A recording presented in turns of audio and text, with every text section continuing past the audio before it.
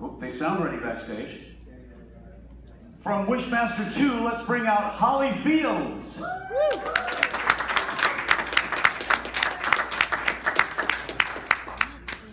Can you make the lights a little bit brighter, Brian? They're a little dim.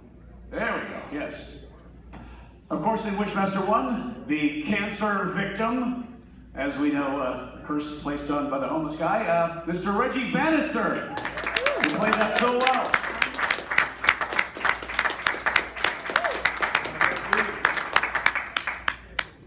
You look in remarkable health compared to the last time I saw you on screen with the bubbles all over your face and hands. I know. Perfect. Sit right next to Holly there. And of course, we have Tammy Lauren with us today.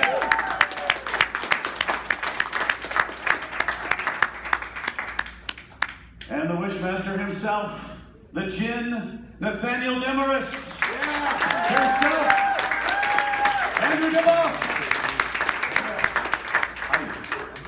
Okay, Andrew, as a voice actor, I gotta ask you, can you still do the voice? I can indeed, and if I may, if you'll bear with me, I'm going to do a little something at the end, if you don't mind. Oh, that'd be awesome. So, go nowhere. Stay tuned, as they say in the industry. All right, so let's start with Andrew. How did you get the role when you found out that this whole thing was in the offing? That was it just a regular audition, or had this role been written for you, or had you had a history with Wes Craven? How did that whole thing? You know, I thank Robert Kurtzman to this day and his friend John Esposito, a writer. I met John, who helped write the script for Graveyard Shift, and he was a friend of Robert's and mentioned to Robert, "Hey, you think you should see this guy?" And I was lucky. I mean, going in there and really not knowing anything about sort of the script, and turns out Robert was a fan of toy soldiers, and so I guess that helped a little bit. So it's true in the industry. It's not what you know, it's who you know. But it is what you know, because I understand that you speak how many languages? I speak 8. 8 languages, and you are a sculptor and artist. I do sculpt and I paint as well. Yes, thank you. Unbelievable. Well, I guess it is what you know, so don't listen to any of that crap about who you know. So, Tammy, how did you figure into this whole thing? Was it an audition, or did they have you pick for this before they wrote the role? How did that happen? They definitely didn't pick me before they cast us. No, I came in, I met with Bob, the director, and you know, thought, I actually don't know what he thought, but somehow or another he landed on me, and so that's why I'm here. Well, we're glad you are. Thanks. The movie is not without its icons. Of course, we have Robert Englund, we have Ted Raimi shows up, and we have Mr. Reggie Bannister who shows up. And obviously, here, this was something that they came to you and said, we have this part for you, we'd like you to do it, because they knew your work from Phantasm and all the other films. Yeah, you know, it's just I kind of just fell into it, you know, and when, you know, the part was described to me, I just went, oh yeah, oh yeah, you know, I'll be a pharmacist, yeah. I can dig that because, you know, I have a lot to do with pharmaceuticals in the 60s. That was my next question. Yeah, I basically knew what was up. Yeah. Until I came down. Anyway. We knew you were no stranger to chemistry, is basically. There you go. Yeah. Great chemistry. Yeah, so, no, but it was a lot of fun. And I just, you know, and working with the people that were, you know, in the movie that I got to really actually work with was great. So, yeah. Beach on. It's funny because the effects were done by K&B, and some of the K&B guys and some of the K&B's like brothers or relatives showed up as characters in the movie. And I think the guy who was at the pharmacy talking to you that you were dressing down about, you know, you gotta, was he related to Howard Berman? Because Howard Berman was in it as a bodyguard later in the film, but the character in the pharmacy was one of the guys, the effects guys, and I forget what his name was, but I saw the name of the credits. I'm like, oh well, now we know how he got that job. But do you remember what his name was and how he was related to the K&B effects people? Which character again? The guy who comes up to you in the pharmacy and you're kind of dressing Oh, him that down. I was outside with? No, inside, when you went into the pharmacy. He was, wow. yeah, well, somebody will come up with it, but it was just funny, looking at the list of both people in those credits, like, Yeah. oh, he was related, well, that was somebody's cousin, they had to do a thing. No, I gotta tell you that one of the things that I really enjoyed about doing the picture was dying. That was terrific because they let me, you know, Bob and those guys, they just let me do my own thing, you know. And so, and then when they made me up my face and they gnarled me out, you know, it was great. I just loved it. With the bubbles, the bubbling hands, the bubbling skin. Now, one of the scenes when you are dying and he's spitting up the fluid, looks like it might be an animatronic head, or was that really you? With makeup effects, spitting out the everything. It was, I can't remember if they had me actually, I think they did. Did they? Gee? Well, they did. So they did an animatronic head of Reggie, and then so you had to sit with all the goop and cast your head and all that stuff. And Yeah. like, oh yeah. No, the effects in this movie are really unbelievable, especially the opening scene in Iraq or Iran or wherever it happened initially was unbelievable, and then of course the party scene later was really great. So let's move on to Wishmaster 2, and we'll talk to the lovely Holly. Now, Holly, I found out last night from talking to her on the floor, were voiceover compatriots. You do a lot of voiceover work. Give us some of your voiceover credits. Oh gosh, Spider-Man 2, Star Wars, The Old Republic for the last 9 years. Shrek, I've been working on Shrek for 18 years. Now, that's an interesting thing we were talking about yesterday, because when you're talking about what you do in the Shrek merchandise and the video games, you are a... I played Princess Fiona for Cameron Diaz because when she's really busy, so I go in and do pre-vocals and the after-vocals. I root for her on all her movies, and all the games, dolls, toys are my voice, and the commercials for like the McDonald's and stuff, and only the movie is her voice. But she's the reason why I got the part. We met on an airplane, long story, but she's amazing, and I'm happy to be working for her. So, but she retired, so Right, well, it was that job. correct. In the industry, that's called voice double, and I do a Yeah. lot of that myself. Yeah. And it's a very lucrative business if you can sound enough like another person. But Yes. so all the toys, the greeting cards, Christmas ornaments, whatever is Fiona to Disney you. parade, yeah, all the parades, like they literally, I've done like hundreds of jobs, like all over the world. The dolls, it's incredible. Now, who are you in the Old Republic? Nadia Gurel. Anybody play Old Republic? It's a video game, right? It's a really popular video game. Oh, yeah, Yeah, I play it good. I start off good, and then I go to the dark side. So it's As fun. we all do. Yes, we all do, eventually. So, Andrew, talking about you do jewelry design, is that correct? Well, you know, I wish I did more of it, actually. But no, I decided that I wanted to do a gin head.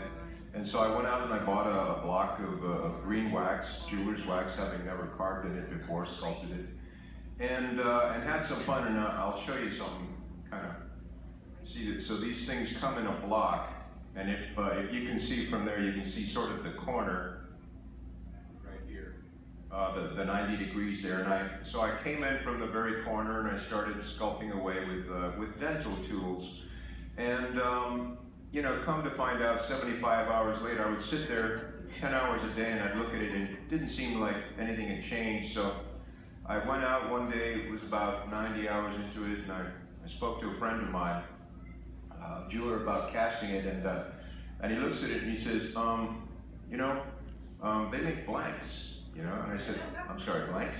So apparently they make ring blanks in jeweler's wax.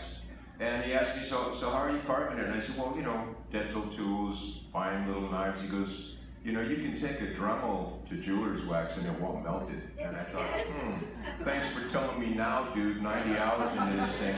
So it took another 100 hours to finish this, but yeah, so this is really a sort of a thank you to the fans. I do a lot of you may or may not know, I do a lot of charity work, so I sell these, and some of the funds go to different causes. I support the Smile Train. I have a local foundation, Mountain Film Theater Arts and Crafts, so I support kids who want to get into the performing arts, and the rings help to do it. So, thanks for the question, brother. Absolutely.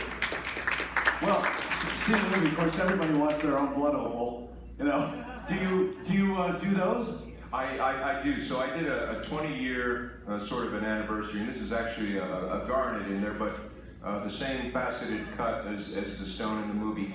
And so I'm starting now to do, people have requested birthstones in the forehead, you know, smashed into the forehead of the gin, so I'm wedding rings, yes. So I'm getting around to that, but I'd like to get back into the sort of design.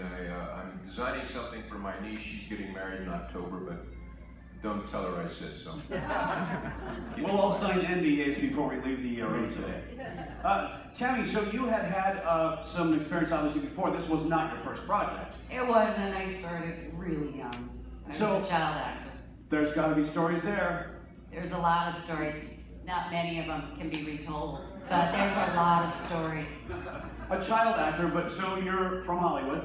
Yes. And so you're a child actor in commercials, movies? Yes. Everything. Yes. TV. Mostly TV. I think mostly TV. And this would have been, without dating you, this would have been the 70s probably? 80s? Well, yes, it was late 70s. Yes, thank you for bringing that up. I was very, very, very young. Probably still an infant. So I'm figuring in 1997 when the film was made, you were what, 18, 19? It was, yeah. Yeah. Just nod and say yes. Yes, yes. 90s, Yes. yes. I've been in the business for a while. So where did you live as a child that you were able to get into the industry? Obviously you weren't living in Michigan in the Midwest. No. I was born in Georgia, but you know, my father was a traveling salesman. We lived in Texas, we lived in San Diego, and he was just really horrified because I was really tomboyish. So he was, he was looking for like a modeling school or something like that. But it ended up being this theater production in San Diego of The Music Man. And that's how it started. I started doing theater, I guess. At the age of? Yeah. 6, 7? Yeah. I was about seven. I'm trying to build you 7. So because there's a lot of kids in Music Man, so they would need a lot of children. Right, so, but I was doing Amaryllis. You're doing what? Amaryllis. You don't know The Music Man, of course not. I know. But Amaryllis. There's trouble right here in our city. Yes! Capital T in it. I know. Okay, that's about it. That That's all character's you know. escaping me right now, but there's a lot of kids, especially when they bring out the band, and the band is crappy at the end, and they're all blowing their trumpets. Great show. So how did you translate doing stage as a child into doing film stuff in movies and TV shows? Oh, well, back then, it's a bit different now, but back then, they would get you an agent. I started doing commercials, and my first job was for Gary Marshall, who was doing Happy Days and Laverne and Shirley at Paramount. And somehow that translated into a show for Gary, and then I was with Paramount. I was a contract player for Paramount, so I did like Angie and Mork and Mindy and those types of shows, from the 70s, and that's how it went. Any fun Robin Williams stories from Mork and Mindy? Every one of them. Like the time that, usually he liked messing with Pam, because they had a really strange but wonderful friendship. So every time she'd have to call up to the attic, if he knew that she was really stressed, because back then it was film cameras, so we'd shoot all night, and he'd get up there naked. Just to stare down at her. She's the one on camera, he's not on camera. And she'd have to keep acting. That was my favorite one. Yeah. Well, and he'd do his own warm-up. Because when you take sitcoms, there's always a comedian that warms up the audience, because it takes a while to shoot, right? So he would do his own warm-up. Usually they'd get another stand-up comic to come in to keep the audience warm. Yeah. But Robin would do it himself. Yeah. That's beautiful. It is. He was an unearthly force that just came down on this planet. Legend. A legend, exactly. I don't know if you follow Henry Winkler on Twitter or Instagram at all, but he just tweeted out yesterday. I guess this might be the anniversary of Gary Marshall's passing or something. But Yes. Henry tweeted out, "I miss this man every single day." He was a pretty magnificent guy, Gary Marshall. He was Paramount for the longest time. A lot of us owed our careers to Gary. He was the most popular shows at that time. And he was very paternal, and he would keep us working, and you know, he was the one that taught me comedy. He'd just sit in the back, right? It was my first comedy, so he'd sit in the back of the bleachers, and every time I'd say a line, he'd want you gotta hold for the laughs with a live audience, right? So if the audience laughs, you have to hold for it because otherwise they won't hear the next line. So every time I tell a joke, he'd go, laugh, laugh, laugh, laugh, laugh, from the back row. And that's how I learned comedy time. Reggie, when you filmed the pharmacy scene, that was actually a location. That wasn't a set. You actually went to a real pharmacy. Do you remember where in Los Angeles that was? I think it was it San Pedro? You're right, Yeah, absolutely was. Yeah, San Pedro. Was that where a lot of the locations were? Because I know the doc stuff was probably Yeah, San well, Pedro as well. It was neat to actually be in a real pharmacy for one thing. I'm not sure I heard your whole question because I was thinking about being in the pharmacy itself, you know, hanging out and in between shots and stuff, and just, I'm a pharmacist, you know, and then I got this crazy man sitting at the front door, you know, that I'm talking to, and I don't know, I just dug the character. I dug being able to die so violently in a movie. It was really cool. That was, if I can interject, that was so fun to watch you and Buck Flowers sort of interact. Flowers, And man, it was just, you guys were ripping and it was beautiful to watch. It really, really was. So Buck was props to terrific. you, brother, props. Yeah, thanks. I'm glad you dug it. And Buck Flowers, another prolific character actor who've been in many, many shows doing pretty much that same kind of character, but he must have been a riot. He was. He was a trip, and he's talking that gravelly voice, and apparently he, Reggie, you'll remember when apparently he kind of went over to Gigi and said he had a plan, he had a line, he wanted to shoot past you, but wasn't sure if it would pee you off or not. So Gigi said, well, you know, go ahead and, you know, shoot for it. And so that was his line about a bald-headed baboon, I believe. Bald-headed baboon. That was fun. He was great. You guys killed it. Yeah. You guys killed it. So I was wondering if that was improv, because that was kind of, it seemed so real and so honest and truthful at the time that that's something that guy would have said had he been so pissed off. I'm like, that probably was an improv, but that's pretty funny. I'm not that familiar with Wishmaster 2, so for us people who have not seen it yet, bring us up to speed, basically, Holly, on what that whole thing is about and how that continues after Wishmaster 1. How much time do you have? Oh, give us the synopsis that we'd see in TV Guide. Okay, well, it's the same kind of thing as Wishmaster 1. I find the stone, I'm robbing a museum, and the police come, and the statue breaks, and then Andrew gets released, and we get introduced, and it's just that again. And it's just a party. It's a party. It's a party.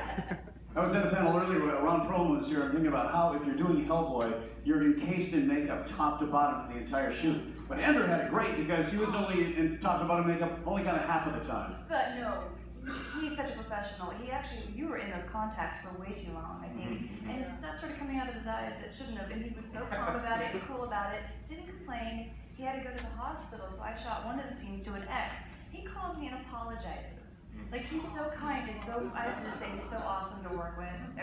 I love him. Very sweet. Everyone loves him. I can say the same thing about everybody up here on the stage. Totally pros. And it's a give and take, plain and simple. And I mean, you know, I'm just so thrilled that you guys packed this place, and that there's still love after. You know, September 20, by the way, is 22 years for Wishmaster 1.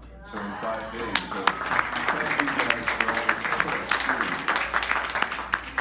So we know that you were wearing in the full makeup of the Wishmaster, the gin you were in with contact lenses. But the blue eyes, I'm kind of far away. I'm not seeing. Do you really have blue eyes, or were those contacts? No. My eyes are really, really brown. No, those were blue. Those were contacts as well.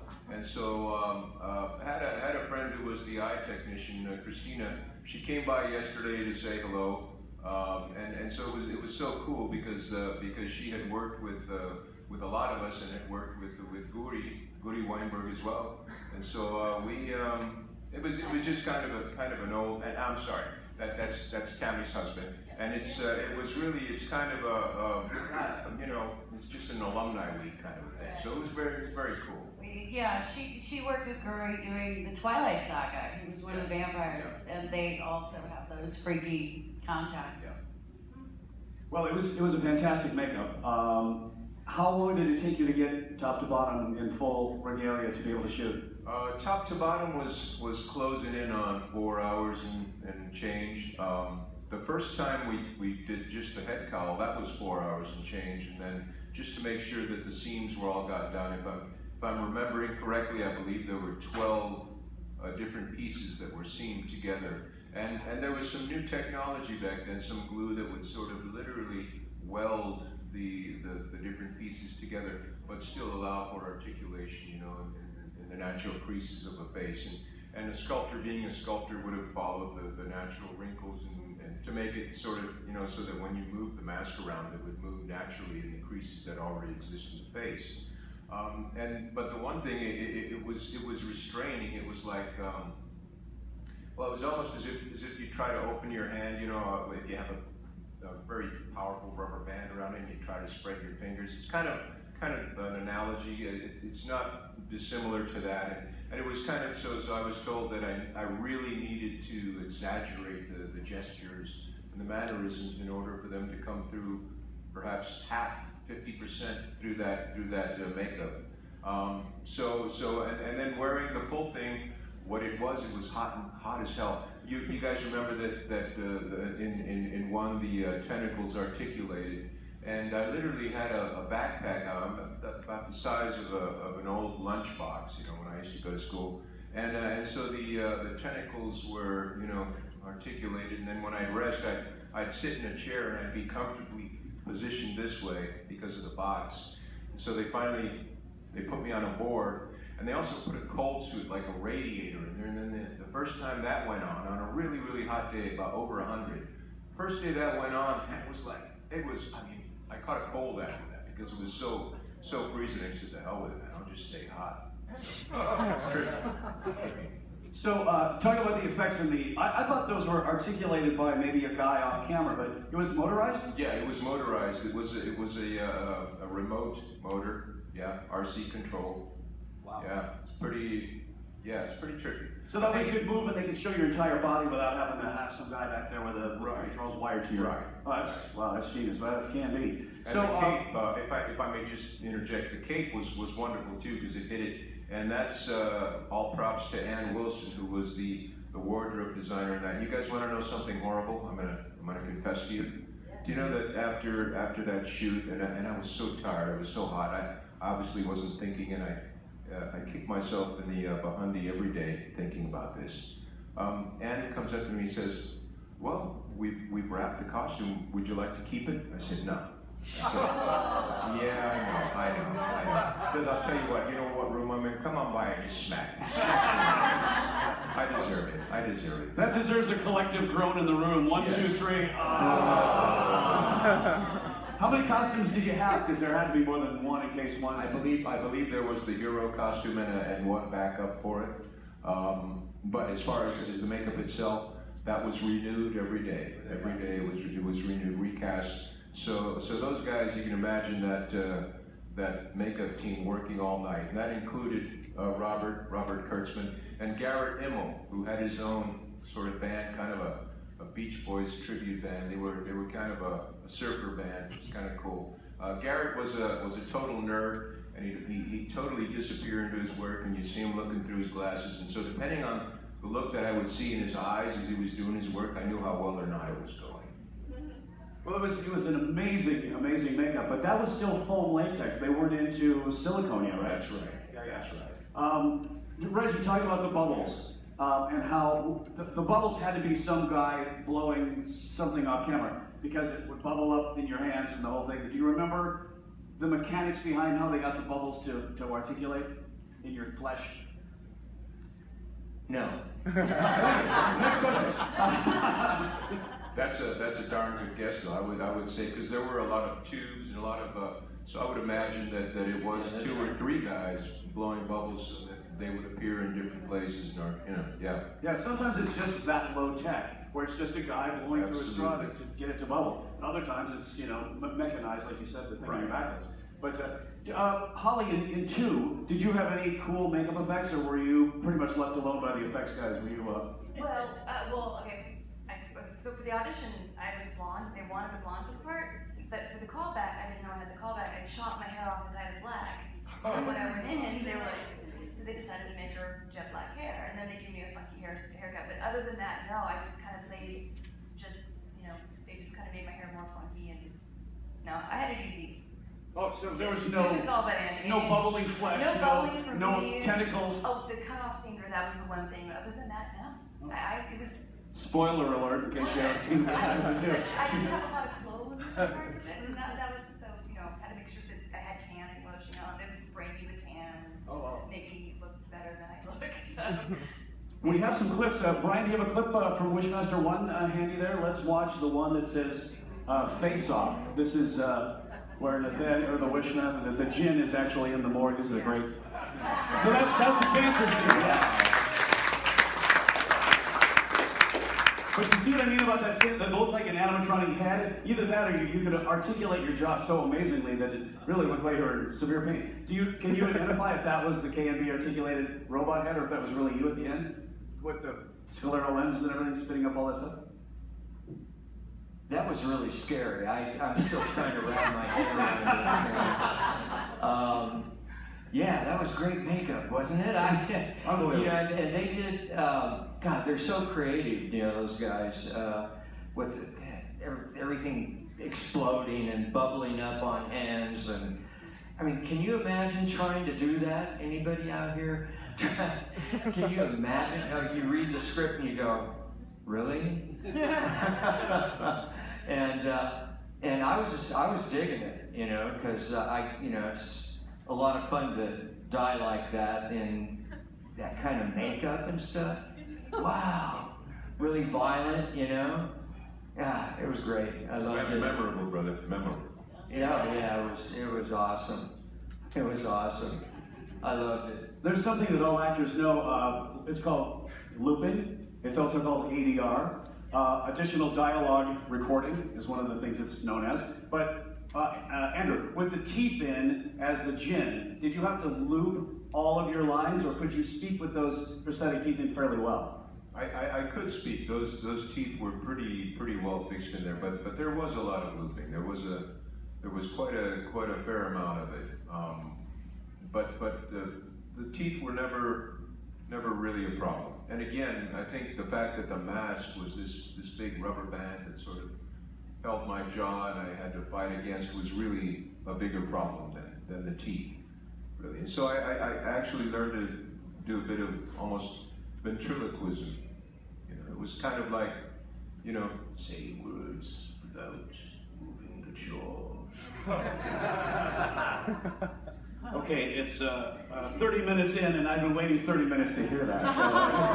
So, I'm going to steal that voice for a character someday, just so you know.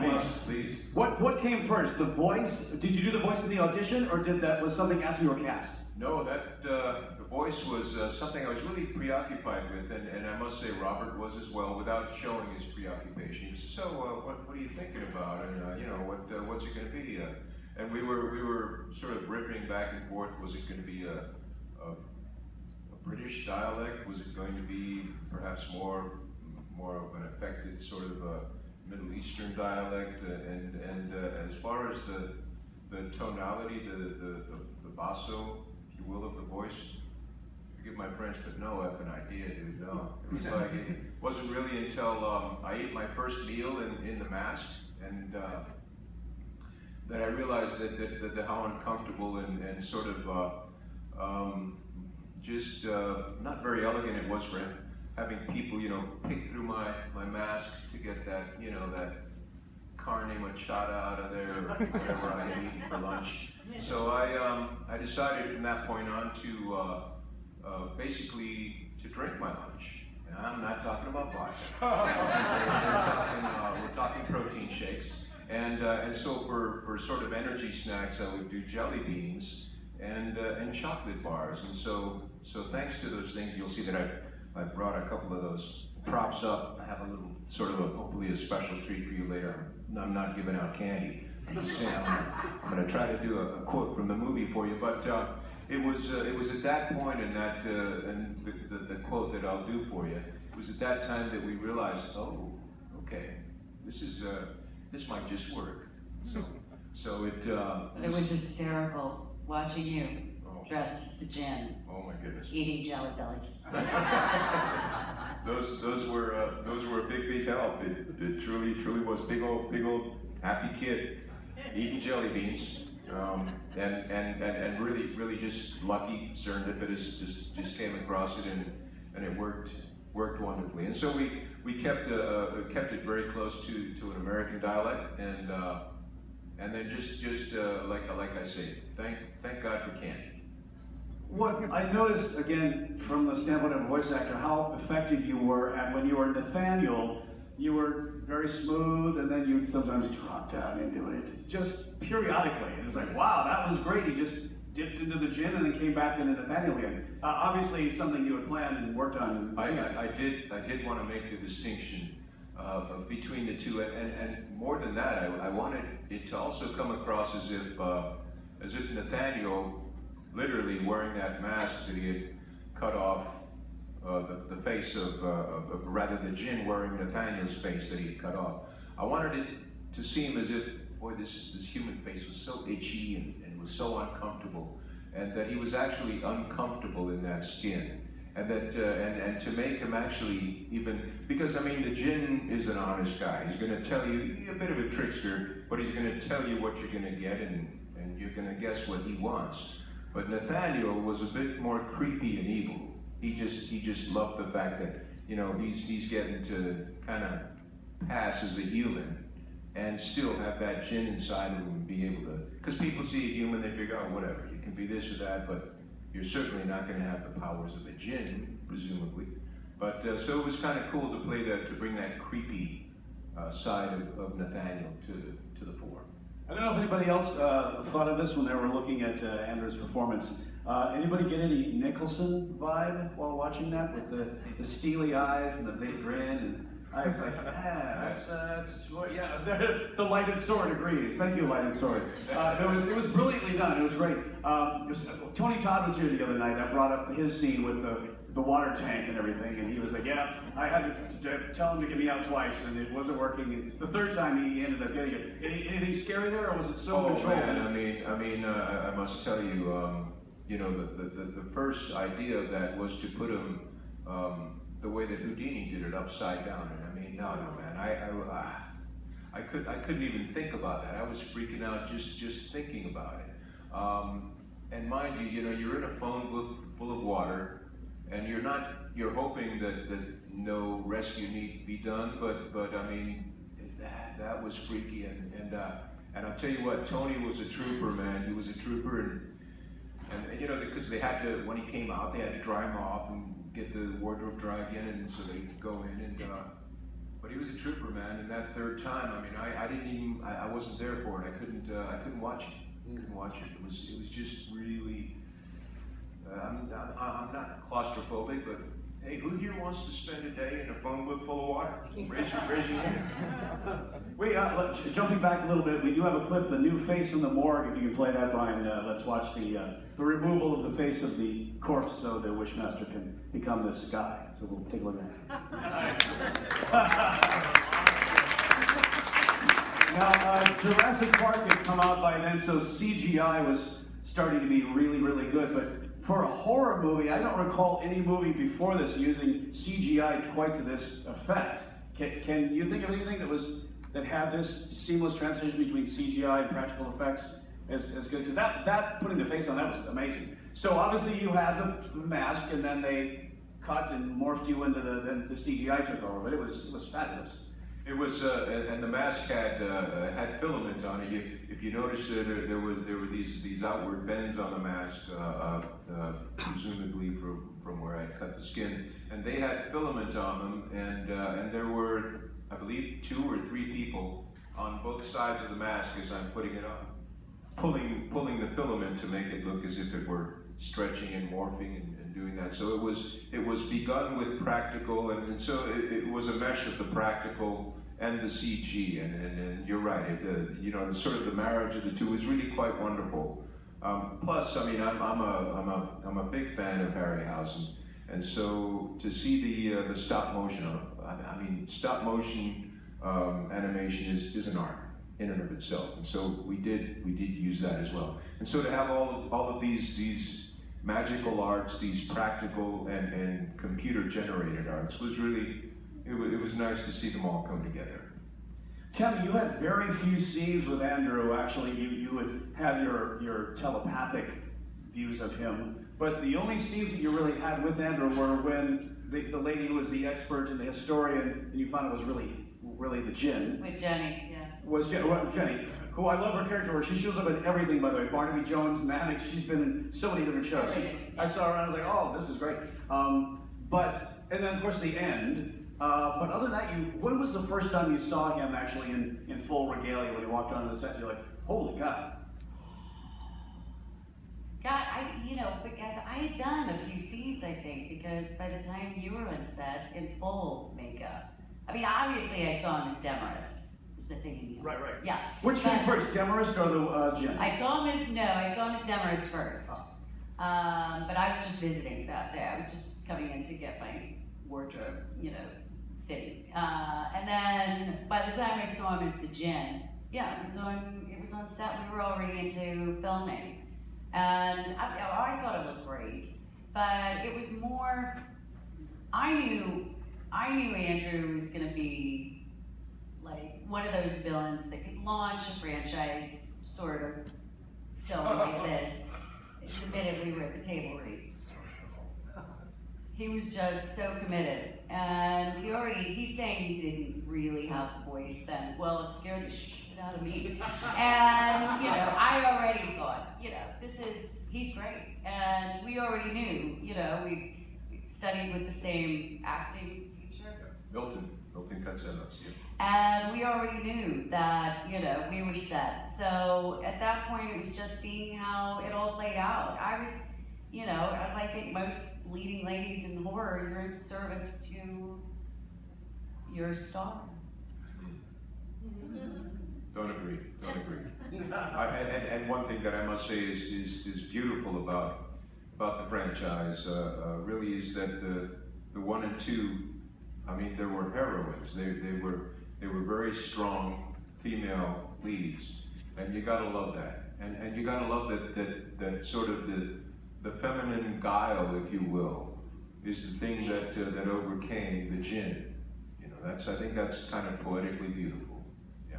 So I'll shut up. I just love how in the modern day they're pretending that strong females is a new thing. It's like, right, hello. What about Ripley? What about Kirsty in Hellraiser? What about you?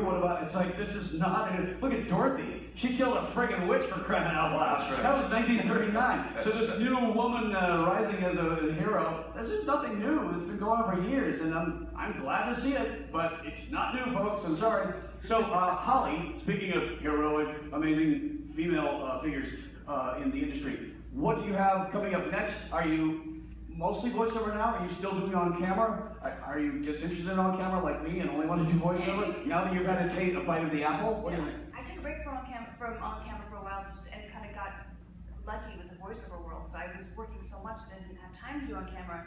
But now I'm producing. I'm producing a film, and with Corey Haim's mom. And Corey Haim's actually an extra in Wishmaster 2 as a joke. He happened to be on the set that day. We were dating, and he's like, all of a sudden we're doing the scene, and I turn around, I'm like, he's walking behind the scene. He just wanted to be an extra for fun. He's fun. He was a fun guy. Tell us about what you're producing. Oh, it's a movie. Well, I don't know how much I can talk about it, but it's Hey, you're the producer. You can say anything you no, want. I can't. I'm not the main producer. But it's a film that he wrote along with one of his best friends, and they found it in a drawer one day and said, hey, let's make this. So they have a lot of the money already, but we're about to cast it and shoot it up in Canada. So it's a UFO movie. It's really good. He was a really great writer. I don't know, but I think Reggie looks almost pretty much exactly the same way he looked when I first saw him in Phantasm. The guy never ages. It's unbelievable. Reggie, you have to have something else coming up because you're too much of an icon and not have something going on. Yeah, well, we've got a kind of a documentary thing. Actually, it is a documentary, Women of Phantasm, and wherein we interview the women of Phantasm. Yeah, and it's really been a lot of fun. We get to, you know, because we don't get to see everybody all the time, you know, and now I get to interview with them, you know, about, you know, what it was like on the particular one that we made together, you know, so that's been a lot of fun, we're getting a script that actually was written quite some time ago, but we're reworking it, and it's called Worst Fears. And yeah, it's gonna be scary. Quick plug, the Women of Phantasm panel at 5 o'clock today, Gigi, right? Yeah, in this very room, so we'll see you here in about another hour. So, Tammy, what's next for you? Well, you know, I don't do a lot of work in front of the camera anymore. I went into tech. But I guess the next thing is Andy and I both came in on Robert England's documentary that he's got coming out to talk about his time in Wishmaster, you know, as a victim. This time. So we did that, and basically, I just follow Andy around, you know, help him promote his brewery, whatever else he needs. And by the way, Tammy, you're being a little humble. Tammy is a tech genius, and she's helping me a lot, and will help. She's going to be, you know, if I could make a wish, but I can't, you know, because of that thing. I can't. You can make a wish. I would wish that she were around to help me for a long, long time. Will be there. Very cool. So we have another clip, I have it marked here as Face Off. Should we check that out, Ron? That was awesome. So the script in its original form, was that pretty much what ended up on the screen, or were there rewrites daily, or were they changing stuff around, or did you pretty much stick to the page? No, and happy news, kids. We were so lucky to be visited by Peter Atkins as a fan today. He was like in the room, and he's so darn humble. He didn't want to be pointed out. Didn't want to. And I asked him. I said, "Would you like to come to the do the panel?" He said, "No. I'm here to say hello to you guys and you know, make my day brighter for seeing you." So sweet. No, it was Peter's writing, and we were more than happy to say those words. Beautiful words. And Peter, I mean, come on, his own resume, amazing. And he was so, mind you, there were a couple of times that he was certainly willing to take suggestions, but rarely were they needed. Yeah, what? Go ahead, Reggie. Oh, I was just gonna say, you know, watching that scene, the camera. Well, that was awesome. Was that like a steady cam? No, yeah, I think it was a steady cam. Somebody followed. Yeah, absolutely. And that was awesome. Yeah, Oh, that was scary. Totally amazing. Totally amazing. Wasn't that was awesome. Well, it's so rare in a movie where the actor's allowed to look into the camera, because that's just really not allowed. But this was done to great effect, where you really took on, you know, Tammy's character, and you're like, he's looking right at me with those piercing blue contact lenses. It looked like the pupil area of the contact lens was maybe made a little enlarged, because it was kind of an eerie contact lens, even with just with the blue eyes. Were they made a certain way to where there was a little more pupil? It was. The cornea itself was a little, or rather the pupil was a little wider than usually. Yeah. And the you know, it's funny because to me, I don't know, it's weird. It's sort of like you look at yourself and you don't see the difference. I was looking at the dailies, looking at it, I'm saying, man, those eyes look brown to me. It doesn't look blue, but apparently the blue came through. So that was it was tricky because people would ask me, they said, you know, you never blinked in the movie, not once. And I said, not because I wouldn't have loved to blink, but the eyes sort of get kind of dry, and that sort of that shield that's over your sclera, your cornea, and the pupil dries out, and really your eyelids literally don't want to go there. Don't want to move.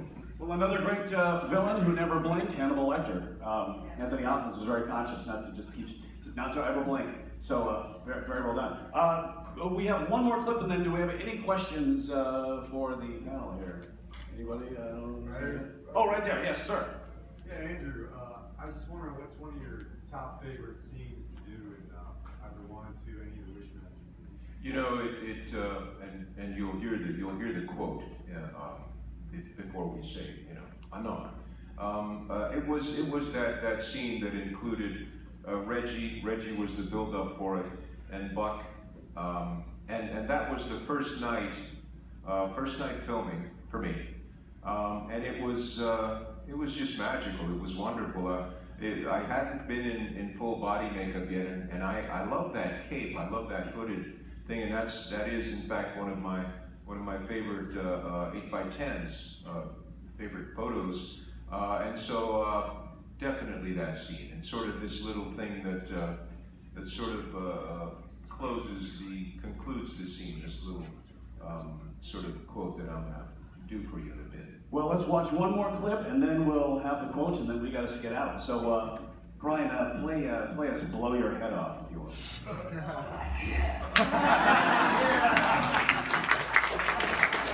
All right, I think we're all ready for Andrew's surprise.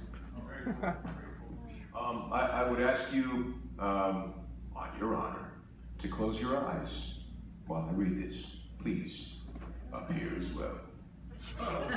Thank you. Ready? Yes. Run, insect. Run, tell those you will what you will. Tell them there is something loose in their state which feeds on wishes. But tell them quickly while you still have a soul. Yeah! All right, so Wishmaster Band is going back. They're going to be doing signings the rest of the afternoon. Make sure you get back to their table, get some stuff. Let's hear it for Andrew, Tammy.